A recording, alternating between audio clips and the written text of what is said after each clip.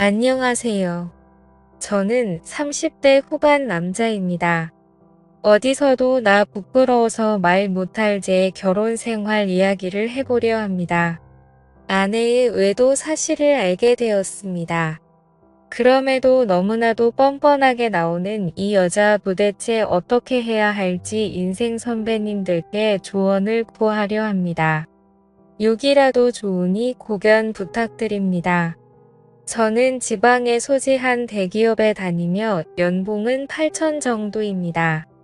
유년 시절 결손 가정에서 고생하며 꼭 잘 살 거라고 다짐했고 열심히 노력한 결과라고 생각합니다.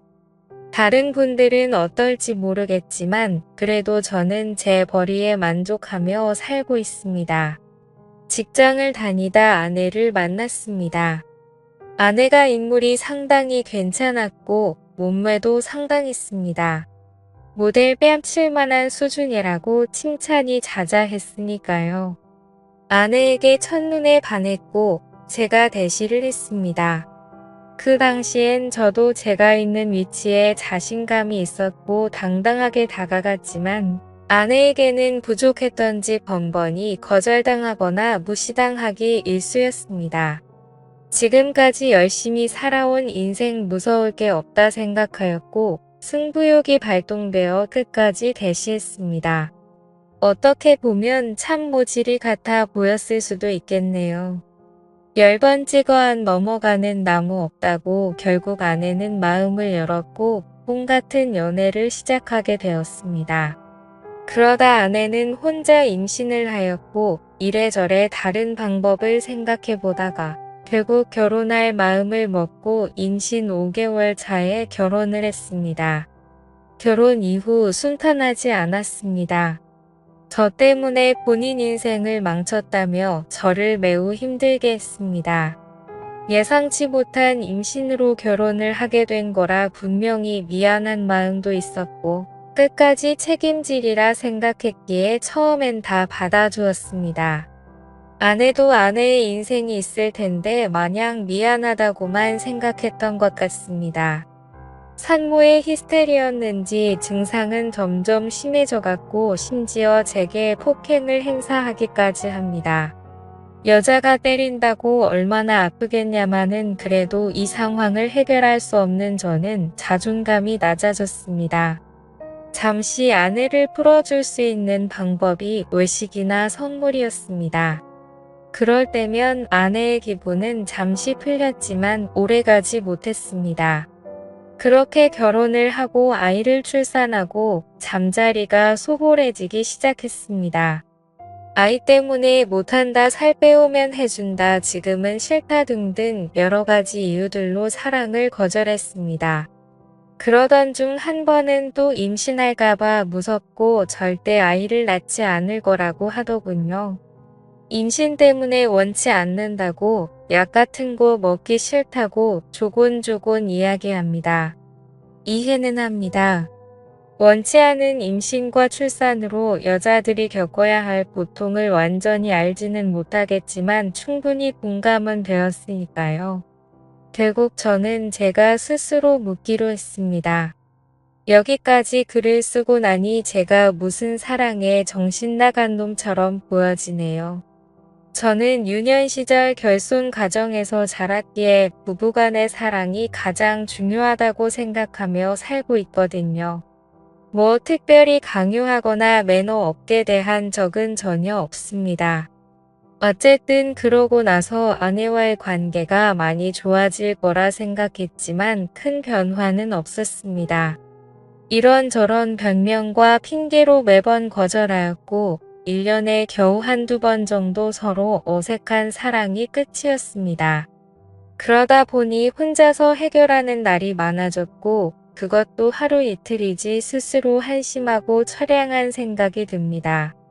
그렇다고 외도를 할 생각도 안 했습니다. 어린 시절 부모가 이혼 후 병든 아버지 봉양하며 혼자 고아처럼 살면서 가정에 대한 소중함을 누구보다도 잘 알고 절실했기에 직장 생활을 하면서 흔히 다니는 술집, 여자 나오는 술집엔 단 한 번도 가지 않았고 단 한 번도 다른 여자를 눈에 넣어본 적도 없습니다. 그렇게 집과 회사를 반복하며 살았습니다. 처량하네요. 뭐 그렇게 살던 어느 날 아내가 차가 낡았다며 차를 바꿔달라는 겁니다. 그래서 아직 더 탈 수 있고 집에서 살림하면서 좋은 차가 필요했냐며 다음에 사자고 달랬습니다. 그러니 이런저런 트집을 잡으면서 아주 그냥 몇 날 며칠을 못 살게 하는 겁니다. 아내는 그 뒤로 심각하게 저를 외면했고 무시합니다. 그렇게 며칠이 지난 냉랭한 기류가 흐를 때 갑자기 쎄한 느낌이 들었습니다. 이렇게까지 심한 적은 없었는데 아주 남대하듯이 무시하는 아내에게서 이상한 느낌을 받았습니다. 어느 날 저녁 아내의 핸드폰을 몰래 보았습니다. 참담하네요. 아내 핸드폰을 몰래 보는 남편이라니. 핸드폰에는 낯선 남자와 나눈 대화가 있었습니다. 지금도 생각하면 피가 역류합니다. 나에게는 전혀 해주지 않았던 말들, 그 다정한 말들, 남편이 들어야 했던 말들을 다른 남자와 나누고 있었습니다. 그래서 밖으로 나와 일단 마음을 가다듬고 누구냐고 물었습니다. 처음에는 발뺌을 하다가 제가 눈치를 챘다고 생각했는지 그냥 만나는 남자라고 자백을 했습니다. 제가 누구냐고 다시 물었습니다. 그냥 동네 만나는 언니들이랑 술집에서 술 먹다가 만난 남자라고 합니다. 그래서 어떤 사이냐고 바람핀 거 맞냐 갈 때까지 간 거 맞냐고 하니까 당당하게 맞다고 합니다. 전 그 당당한 모습에 너무 화가 나서 결혼 후 처음으로 욕을 날렸습니다. 그리고 주방에 있던 가위로 머리카락을 자르려고 하다가 이건 아니다 싶어 그만두었습니다. 저도 저를 통제할 수 없을 지경이었습니다. 너무나 분하고 억울하고 울었습니다. 집과 회사를 반복하며 힘들게 가정을 위해서 살았던 저인데 정말 분했습니다. 아내에게 계속해서 욕을 했습니다. 그리고 결혼 후 처음으로 물건도 부셨습니다. 1시간 정도 지나서 흥분을 가라앉히고 누구냐고 물었고 상간남과 삼자대면 하자며 앞장서라고 했습니다. 그 남자가 그렇게 마음에 들면 그 남자에게 가라고 이혼하자고 했습니다. 그랬더니 아내는 결혼 후 10수년 만에 처음으로 저한테 미안하다는 말을 합니다. 저는 그동안 수백 번 했던 미안하다는 말을 했는데 아내에게서 처음 이 말을 들었습니다. 그 흔한 미안하다는 말을 왜 바람핀 것 때문에 듣게 될 줄은 몰랐습니다. 핸드폰을 다시 봤습니다. 그 사이 전화 목록 등등 다 지워버렸습니다. 그 상황에 아이가 옆에서 우는 모습을 보았습니다.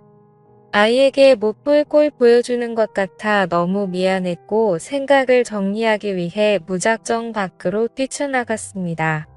이런저런 생각을 얼마나 했는지 모릅니다. 한참을 생각 후 복잡한 마음으로 집으로 발걸음을 돌렸습니다. 그런데 아내는 돌변에 있었습니다. 갑자기 또 큰 소리를 칩니다. 너 이거 하나 때문에 앞으로 내 위에 서 있으려고 하지 마라. 딱 이렇게 그대로 이야기했습니다. 그러면서 당당하게 짐을 싸서 친정으로 갔고 몇 시간 후 장모님께 전화가 옵니다. 아내가 왜 집을 나왔냐고 물어봅니다. 저는 있었던 사실을 이야기했습니다. 그랬더니 장모님 하시는 말씀이 왜 핸드폰을 뒤져서 이 사단을 만드냐고 하시네요. 이런 말 같지도 않은 상황이 있을까요? 아무리 부모라도 그렇지 이 상황이 딸년을 감쌀 수 있는 상황인 건가요? 분통이 터져 더 이상 통화 힘들겠다고 끊었고 처형에게 전화를 했습니다. 미련하게도 혹시나 제 이야기를 들어줄 줄 알고요. 하지만 이미 소식을 들은 처형도 다를 바 없었습니다. 바람핀 건 잘못한 거 맞지만 제부도 물건도 부수고 난리 쳤다면서요. 바람핀 거랑 폭행짓 하는 거랑 따로 봐야 되는 거 아닌가요? 그리고 제부도 사회생활하면서 어디 가서 2차 하거나 바람핀 적 없어요. 라고 합니다. 더 이상 대화를 할 수 없다는 생각이 들었습니다. 10수년간 저는 그 사람들을 가족이라고 생각했습니다. 하지만 집사람뿐만 아니고 그 가족들도 그냥 저는 목의 중심 가족에 돈 벌어오는 기계였던 겁니다. 더 이상 기댈 곳이 없었습니다.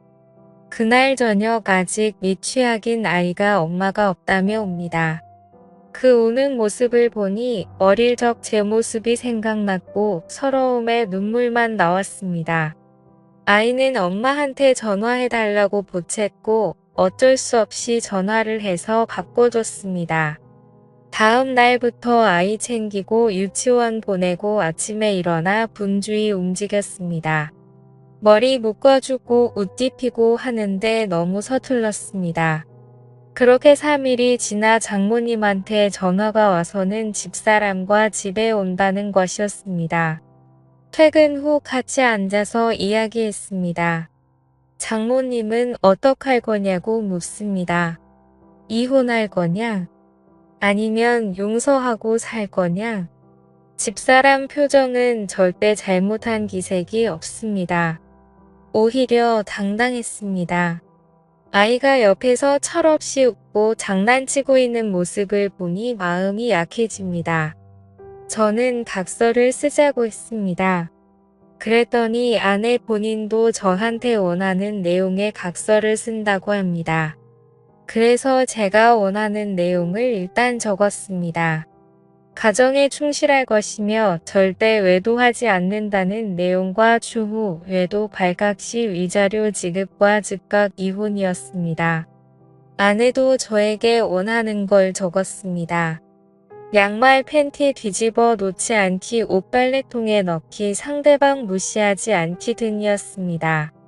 외도와 양말이 동급 취급당하면서 장모님도 저보고 생활을 똑바로 안 했기 때문에 자기 딸이 그렇게 되었다며 동급 취급합니다.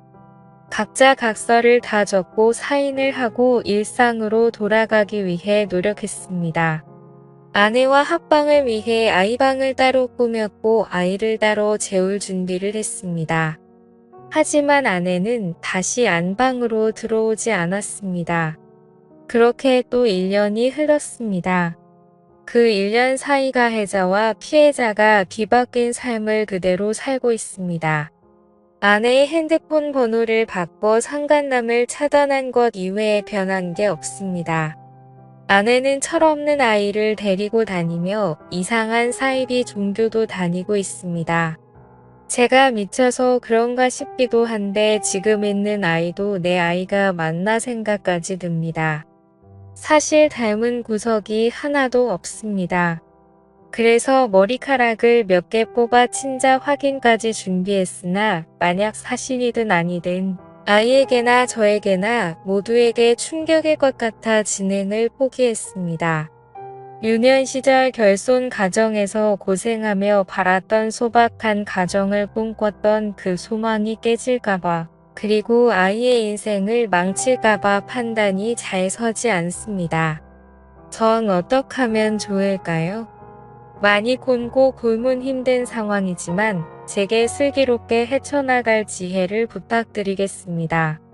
긴 사연 들어주셔서 감사합니다. 여러분의 생각은 어떠신지 댓글 달아주세요. 재미있게 시청하셨다면 구독과 좋아요 부탁드립니다.